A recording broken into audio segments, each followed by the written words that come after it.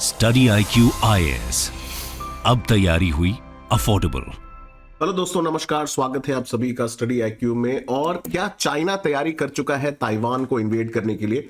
ऐसा एक secret CIA report बता रही है कि चाइना जब फुल स्केल प्रिपरेशन करेगा इन्वेजन के लिए तो वो कैसा दिखेगा। और जो हालात हैं इस समय, वैसे उसको देख के तो यही लगता है कि चाइना ने ठान ली है कि वो अब ताइवान पे कभी भी हमला कर सकते हैं, फुल स्केल वॉर कर सकते हैं। और उसको अपना जो पार्ट बनाने की कोशिश चल रही है इतने सालों से, उसको वो अंजाम देने की कोशिश कर सकते हैं अंडर प्रेसिडेंट शी जिनपिंग। तो ऐसा क्यों लग रहा है? CIA की रिपोर्ट में क्या इंपॉर्टेंट पॉइंट्स को हाईलाइट किया गया है, उसके बारे में बात करेंगे आज के हम लोग इस वीडियो में।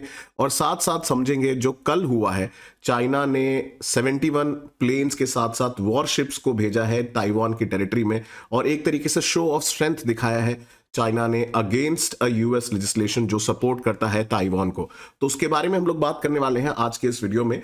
तो जो CIA की रिपोर्ट है, it's actually by an ex CIA analyst and manager थे ईस्ट एशियन सिक्योरिटी के, जॉन कल्वर। उनका मानना है कि कुछ 4-5 पॉइंट्स अगर हम उसको नजरअंदाज ना करें और उसको इंपॉर्टेंस अगर हम देखें तो शायद हम एनालाइज कर सकते हैं कि चाइना कब इन्वेजन कर सकता है टू ताइवान। और US नेवी चीफ की भी अगर हम रिपोर्ट माने, उन्होंने कहा था कि ताइवान को इन्वेजन जो है 2024 के पहले पहले हो सकता है। जॉन कन्वर का मानना है कि अगर ये 4-5 पॉइंट्स अगर हम टिक करें और अगर ऐसा बनता हुआ कुछ दिख रहा है सिचुएशन या सिनेरियो, तो हम ये मान सकते हैं कि चाइना जो है पूरी तरीके से इन्वेजन करने वाला है ताइवान का। तो उसके बारे में हम लोग बात करेंगे। बट कल जो हुआ, चाइना ने record number of fighter jets भेजे हैं टुवर्ड्स ताइवान, एंड चाइना ने कंडक्ट किए हैं strike drills around Taiwan in protest against the US defence support for the self ruled island. तो जैसा कि आप देख सकते हैं, ये मिनिस्ट्री ऑफ जो डिफेंस है ताइवान की, उन्होंने ये स्टेटमेंट इशू किया कि कैसे 71 PLA एयरक्राफ्ट वेसल्स जो ताइवान के आसपास डिटेक्ट किए गए थे और जिसको लेके कंडेमनेशन भी हुआ, जो अमेरिका है, ताइवान की गवर्नमेंट है, और उसके अलावा साथ साथ जो क्वाड मेंबर्स हैं उन्होंने भी एक स्टेटमेंट इशू किया। खैर, इंडिया ने इसके बारे में अभी तक कोई स्टेटमेंट इशू नहीं किया है। बट जो ताइवानीज डिफेंस मिनिस्ट्री, उन्होंने बोला 47 ऑफ दो चाइनीज प्लेन्स जो थे, उन्होंने median line of the Taiwan straight, जो ये लाइन है जो डिवाइड करती है ताइवान स्ट्रेट को between mainland China and Taiwan, उन्होंने बोला एक तरीके की अनऑफिशियल बाउंड्री है जिसको दोनों ही देश मानते हैं कि एक तरीके का डिमार्केशन लाइन है। लेकिन 24 hour of display of force में ये सारे प्लेन्स और वॉरशिप जो थे उसके अगल बगल और इर्द गिर्द घूम रहे थे। तो सवाल ये उठता है कि ये ऐसा क्यों करा है?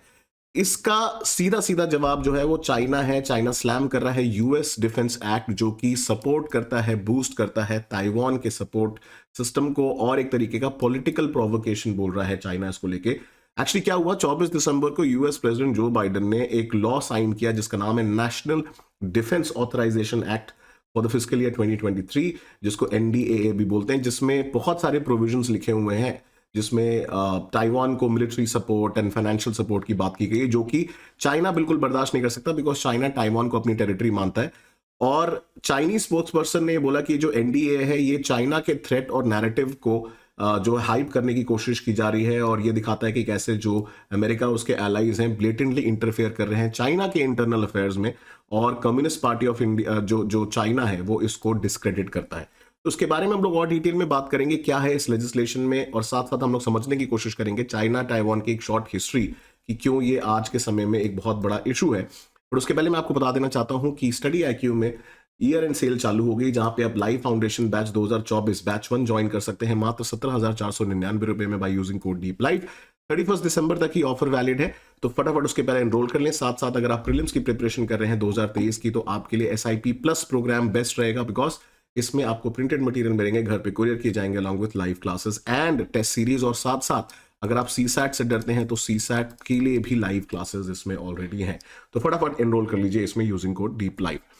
तो बात करते हैं कि ये जो $858 बिलियन का लेजिस्लेशन पास किया है US ने टू सपोर्ट ताइवान, उसमें क्या है? तो प्रेसिडेंट जो बाइडेन ने जब इसको साइन किया तो ये इंक्रीज करता है security cooperation with Taiwan and requires expanded cooperation with India on emerging defence technology. तो चाइना तो वैसे ही चिढ़ा रहता है, अब इंडिया और ताइवान दोनों को ही पैसिफिक रीजन में आप देखेंगे US सपोर्ट कर रहा है, प्लस क्वाड मेंबर्स हैं, प्लस ऑकस मेंबर है, तो कहीं ना कहीं चाइना को लग रहा है कि उसको घेरा जा रहा है। और चाइना ऑब्जेक्ट भी करता है US के सपोर्ट को फॉर ताइवान। और ये आइलैंड है जहां पे लगभग आप देखेंगे 23 मिलियन की पॉपुलेशन है, और ये स्प्लिट हो गया था मेनलैंड चाइना से जब सिविल वॉर ब्रोक आउट हुआ इन 1949। वैसे अमेरिका का कोई फॉर्मल डिप्लोमेटिक टाइज नहीं है ताइवान के साथ, बट आइलैंड जो है ये ताइवान जो है एक तरीके से बहुत इंपॉर्टेंट काउंटर है फॉर चाइना, और मतलब उसकी दुखती रग है जिसको लेके आप देखेंगे जितने भी मेजर कंट्रीज हैं वो ताइवान को सपोर्ट करते रहते हैं। और अगर हम बात करें यूएस के आर्म सेल की ताइवान को, तो वो एक कांस्टेंट इरिटेंट रहे हैं बीजिंग के लिए। और चाइनीज फॉरेन मिनिस्ट्री ने ये भी बोला कि ये डिप्लोर करता है, फॉर्मली अपोज करता है ऐसे लेजिस्लेशन को जहां पे डिफेंस कोऑपरेशन हो रहा है बिटवीन यूएस एंड ताइवान, जबकि ताइवान उनकी खुद की एक टेरिटरी है और ये चाइना का एक इंटरनल मैटर है और कहीं ना कहीं ये सिवियरली अफेक्ट करेगा peace and stability in the Taiwan Strait. तो अगर हम देखें कि ऐसा सिमिलर चीज हुई थी जब नैन्सी पेलोसी अगस्त में विजिट करने गई थी, US speaker of the house of representative है Nancy Pelosi, she visited Beijing. जब ताइवान गए थे तो बीजिंग ने शो ऑफ स्ट्रेंथ उस समय भी दिखाया था, और पहला आप कह सकते हैं senior most US politician visit था इन लास्ट 25 ईयर्स। तो उस समय भी एक सिमिलर तरीके का एयर शो दिखाया गया था, उसमें भी आप देखेंगे मिलिट्री एक्सरसाइज करी थी इन्होंने ताइवान के अगल बगल, और आज भी आप देखेंगे जो कल हुआ है वो भी one of the biggest military exercise मानी जा रही है, जहां पे J-16 सुखोई J-11 ये सारे अलग अलग प्लेन जो हैं जो एयर डिफेंस आइडेंटिफिकेशन जोन है। हर कंट्री का एक ADIZ होता है जिसके अंदर अगर आप एंटर करते हैं तो आपको आइडेंटिफाई करना पड़ता है अपना प्लेन, नहीं तो आपको शॉट डाउन कर दिया जाता है। तो उसमें आप देखेंगे कंट्री ताइवान जो है उसके एयर डिफेंस जोन में इन्होंने काफी सारे प्लेन जो है चाइना ने भेजे भड़काने के लिए। तो अगर हम CIA रिपोर्ट की बात माने तो CIA रिपोर्ट 5 पॉइंट्स को हाईलाइट करता है about the issue of Chinese incursion और चाइनीज इन्वेजन ऑफ ताइवान। तो ये सारे प्लेन्स आप देखेंगे इन्होंने भेजे थे ताइवान के एयर डिफेंस आइडेंटिफिकेशन जोन में।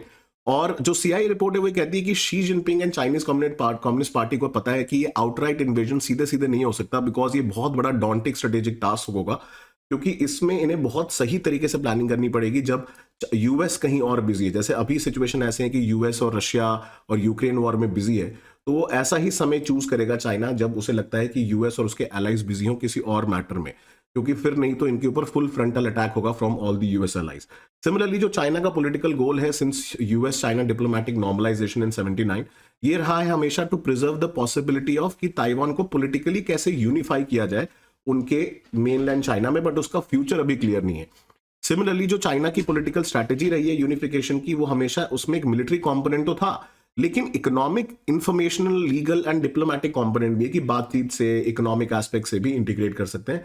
तो चाइना अगर वॉर की तैयारी कर रहा है, इन्वेजन की तैयारी कर रहा है, तो वो ऑलरेडी मास लेवल पे बैलिस्टिक एंड क्रूज मिसाइल्स को मूव करना चालू कर देगा ऑन द ईस्टर्न कोस्ट, चाहे वो anti air to air missile हो, लार्ज रॉकेट्स हो, बिफोर द D-Day। तो वो होता हुआ कहीं ना कहीं दिख रहा है, और CIA की रिपोर्ट भी ऐसा बोल रही है कि शायद ये 2024 के पहले पहले हो सकता है, बट कंसिडरिंग कि जो रशिया यूक्रेन वॉर है वो कैसे प्ले आउट होगा, उसका सीधा सीधा इंपैक्ट इस पे पड़ने वाला है। तो इसको देखते हुए जो ताइवान है वहां ने उन्होंने आप देखेंगे कि एक्सटेंड कर दिया है compulsory military service from its current 4 months to 1 year starting from 2024। President Tsai Ingwen ने ये अनाउंस किया जब ये चाइना ने ये अपना जो शो ऑफ स्ट्रेंथ है मिलिट्री एक्सरसाइज करी है, और उन्होंने बोला नेशनल सिक्योरिटी के पॉइंट ऑफ व्यू से ये बहुत इंपॉर्टेंट है कि ताइवान अपने आप को डिफेंड कर सके जब जरूरत हो, तो उसके लिए उन्होंने कंपल्सरी मिलिट्री सर्विस को बढ़ा दिया है। और साथ साथ अगर हम हिस्ट्री समझे, एक शॉर्ट हिस्ट्री समझे चाइना और ताइवान के इशू की, तो जो ये आइलैंड है off the coast of mainland China, Taiwan Strait के पास, ये पहली बार फुल चाइनीज कंट्रोल में 17th सेंचुरी में आया था जब किंग डायनेस्टी थी जो उसको एडमिनिस्टर करती थी। फिर 1895 में इन्होंने जापानीज के साथ वॉर हुआ जिसमें इन्होंने जापान को दे दिया। बाद में चाइना ने दोबारा इसका कंट्रोल ले लिया आफ्टर 1945 जब Japan lost in world war 2। But उसके बाद ही आप देखेंगे तुरंत एक सिविल वॉर इरप्ट हो गया इन मेनलैंड चाइना, जिसके बाद आप देखेंगे जो नेशनलिस्ट गवर्नमेंट फोर्सेस थी led by Chiang Kai Shek and Mao Zedong communist party. So the communist जो थे वो जीत गए 1949 में, उन्होंने बीजिंग को कंट्रोल में ले लिया, और चियांग काई शेक जो थे वो अपनी नेशनलिस्ट पार्टी को लेके, जिसको क्यूमिनतांग बोला जाता है, वो ताइवान चले गए। ये जो है ये ताइवान चले गए। तो इनफैक्ट जब हम बात करते हैं Republic of China, ROC and People's Republic of China, तो हम लोग हमेशा बात करते हैं चाइना को जो UN सिक्योरिटी काउंसिल में परमानेंट सीट मिली थी वो एक्चुअली पहले ROC को ऑफर की गई थी। This was the government which is in Taiwan. Later on जब चाइना को रिकॉग्नाइज किया गया एज द ऑफिशियल चाइना, अगर आप देखेंगे as the state of China, जो पीपल्स लिबरेशन आर्मी है या पीपल्स रिपब्लिक ऑफ चाइना जिसको हम लोग बोलते हैं, उसके कंट्रोल में, तो वो बाद में परमानेंट मेंबर बन गया। बट ताइवान जो है उसको अभी भी अगर आप देखेंगे ओनली 13 to 15 कंट्रीज रिकॉग्नाइज करती हैं एज अ सेपरेट कंट्री। तो ये थी short history between China and Taiwan और अभी जो इशू उठ रहा है उसके बारे में। आई होप दोस्तों आपको ये वीडियो पसंद आया होगा, तो जरूर इसको लाइक करें, शेयर करें और मुझे सब्सक्राइब भी करें स्टडी आईक्यू के चैनल पे। साथ साथ इस क्वेश्चन का आंसर जरूर दीजिएगा कि ताइवान जो है वो किस वाटर बॉडीज के बीच में सिचुएटेड है। 1 2 3 4 ABCD में से चूज करके आप बता सकते हैं। जनरली ऐसे टॉपिक जब न्यूज में होते हैं तो एग्जाम में वाटर बॉडीज से रिलेटेड सवाल जरूर आता है। और जैसे मैंने बताया कि आप मुझे फॉलो कर सकते हैं, आप मुझे रीच आउट कर सकते हैं मेरे इंस्टाग्राम दीपांशु27 सिंह, मेरे Telegram Deepanshu Singh UPSC and Deepanshu Singh official पे। साथ साथ आप जियो पॉलिटिक्स में अगर इंटरेस्ट रखते हैं तो मेरी इंटरनेशनल रिलेशंस की बेस्ट सेलर बुक को भी आप रेफर कर सकते हैं। और मैं मिलूंगा आपको फाउंडेशन बैच में एंड SIP बैच में जब आप यूज करेंगे कोड डीप लाइव। तो दोस्तों अगले वीडियो में मिलेंगे, तब तक के लिए thank you so much and जय हिंद। स्टडी IQ IAS, अब तैयारी हुई अफोर्डेबल।